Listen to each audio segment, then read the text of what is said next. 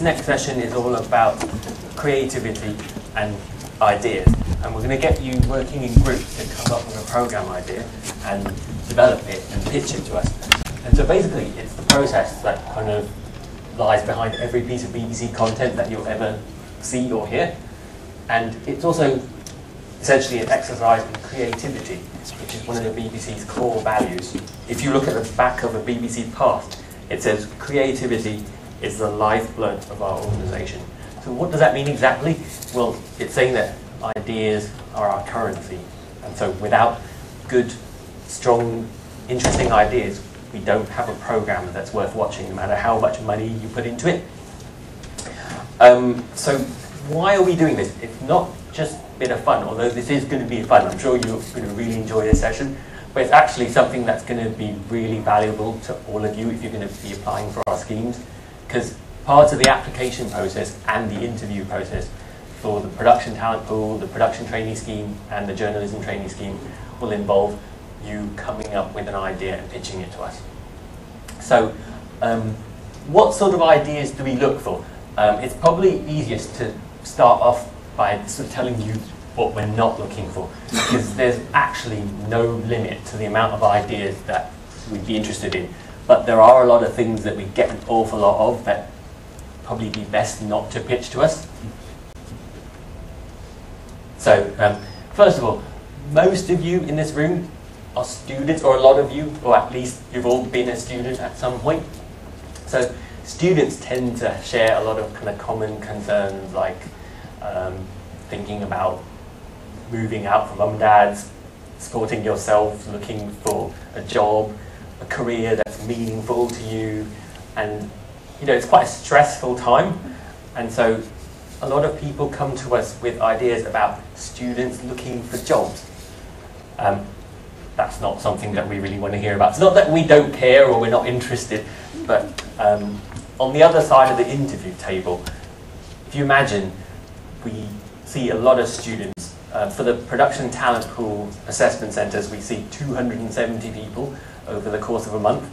And if you imagine loads and loads of them come up with an idea about students looking for work, if you come to your interview and there's been 5 people before you who pitch that same idea and you pitch it to us, it's really difficult to stand out. And when you're competing for a place on a scheme like this, it's really one of the most important things is standing out, making yourself noticed. So try to avoid that topic. Another one is students travelling. And again, you know, it's probably something that a lot of you will have possibly been on a gap year, or you know, you might have just gone on your first trip around the world, or just done the most amazing things that mean so much to you, and it's kind of completely changed your whole outlook on the world. And you know, that is really interesting to you and to us. But then if you imagine in the interview process, just because again it's something that we hear an awful lot of, it's really hard for it to be interesting to us, even though you know, we've been there ourselves and we can still feel that sort of passion and that excitement. But it's just very samey after a while when everyone's talking about that same sort of passion. And so I'd say in general, I would avoid anything about students. It makes it sound like we don't like students, like, oh no, we don't want any students applying this year.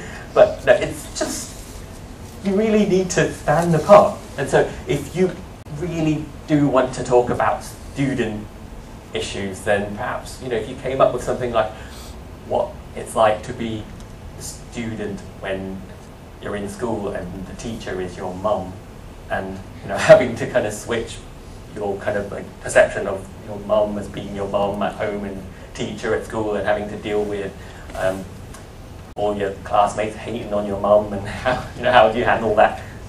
Has anyone been in that situation? Good.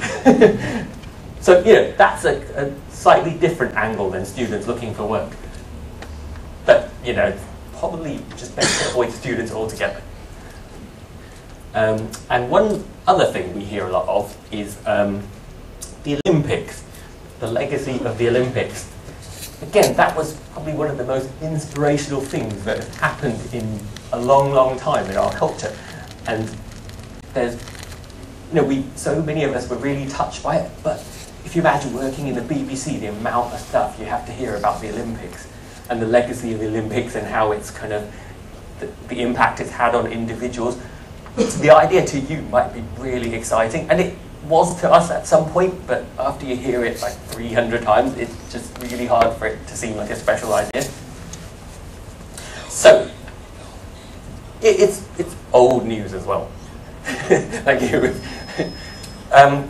So some of you are probably really confused now because we bang on a lot about drawing from your own experiences. I mean, that's something it actually says in one of the questions that you'll get on the PTB application.